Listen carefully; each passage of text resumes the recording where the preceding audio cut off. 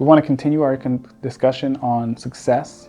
We want to talk about goal setting, the process and procedures to do that, and how we can be effective in that. In goal setting, there is a key element to it, and that is the first step, identifying the issue. What is the problem? How do I get where I need to go?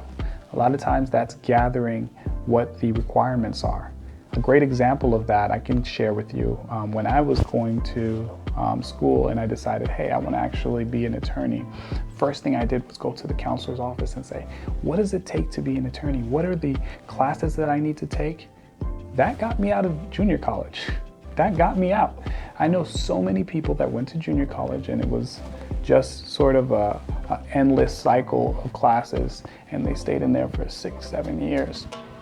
But when you have a goal in mind and you're laser focused on that, you can achieve many things that others can't. Speaking about the very first goal, it's important that we don't look at the task as a whole, but that we break it into pieces. Okay, there's 11 steps to this. Step 1, let me focus all of my energy on step 1, not the 11 steps. Step 1, because step 2 and 3 and 4 will always be there, but I need to get step 1 and focus my mind and energy on that rather than being overwhelmed by the full task of things. When we focus our energy on the first goal, we can succeed at that goal with excellence. So, for example, in school, it may have been, let's say, Paralegal 101, the very first course about learning about being a paralegal. I wasn't focused on law school, but paralegal. That course right there, I had to focus my energy on succeeding in that. When I conquer that goal, I can go to the next class, but I need to get an A and be grounded in this first goal. As a believer, that is crucial, because once you've identified your goals, you identified step 1, you can take step 1 to God in prayer. You can take it to prayer and say, is this the direction I need to go? Is this what I need to be doing? You will in turn see that He will open up doors for you in that very first goal. Step number 2 is finding a solution to the problem, finding a solution to these goals. Like I have a lot of goals, but what do I need to do? What do I need to get in order to make sure that I can succeed at that first step? That means educate yourself. That's huge. You know, a lot of times we go after things without actually educating ourselves on it. And there's so much materials on just one step.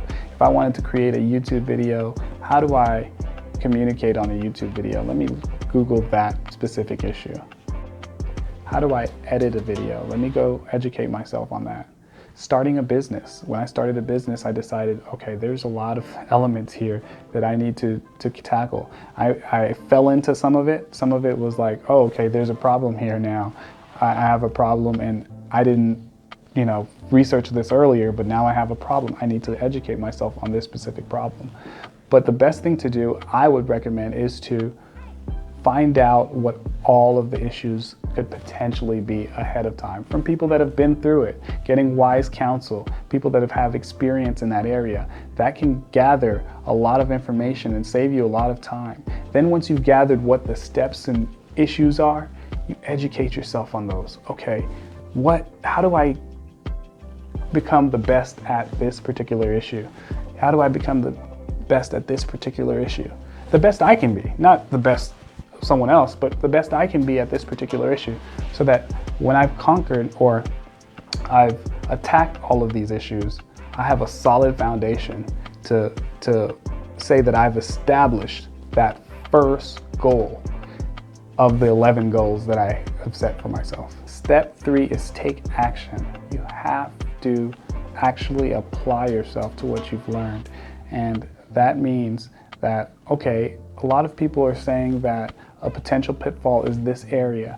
Okay, well, let me guard myself up in that area. Let me actually take action in that area to make sure that I haven't left myself exposed. Take action in school. For example, I went to the counselor's office. I said, okay, these are the classes that I need to take. I educated myself on what those classes were and what it would mean. So I had to count the costs ahead of time on what this would look like. What would it look like if I were to take these classes? What feeling do I have about taking all of these classes? Okay, there's going to be some trouble in this area. Well, let me put more attention there when I jump into this so that I don't fall there.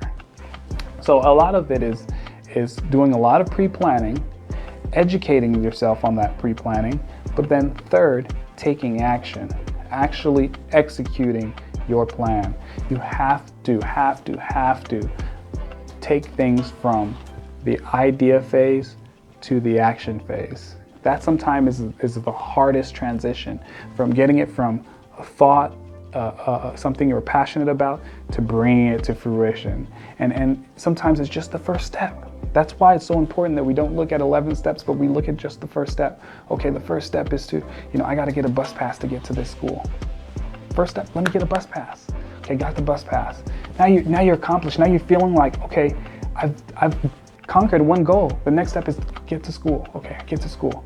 Okay, I'm here. I got to show up every day at class. That's a goal. I'm here every single day at class. I'm learning this information. Okay, I gotta actually take notes. Okay, let me take the notes. You have to do the action plan. You can't just say, okay, I'm gonna do half of it. Every goal has to be completed, so you have to take action. So if we know that we have issues with, waking up in the morning, we know that we have issues with studying or writing things down, we know that we have issues with doing the studying portion, we have to push ourselves, because there is absolutely no growth without change. We have to change what's in ourselves that's going to prevent us from accomplishing that goal. All of these principles are based on scripture. There's so much scripture that talks about actually getting up and getting out and doing something. I'll share with you a number of scriptures that are going to explain a lot of this. The goal setting, the vision, having vision. Without a vision, the people perish. Also being in tune with God. You have to understand that if you submit your plan to God, He's going to establish these plans. Not only that, but being connected to the source, being connected to God, the actual plans and desires and everything that you have will be godly. And therefore, you're walking in partnership with God. There's nothing greater than knowing that you're walking in partnership with God. If you have any questions at all about the scriptures, about your goal setting, about success, about anything that's touched on in this video, do not hesitate from reaching out to me, whether it's on a comment here, whether it's direct message. If you see me in person, just ask me. I love to discuss these things. These are things that I'm passionate about, even outside of law and inside of law.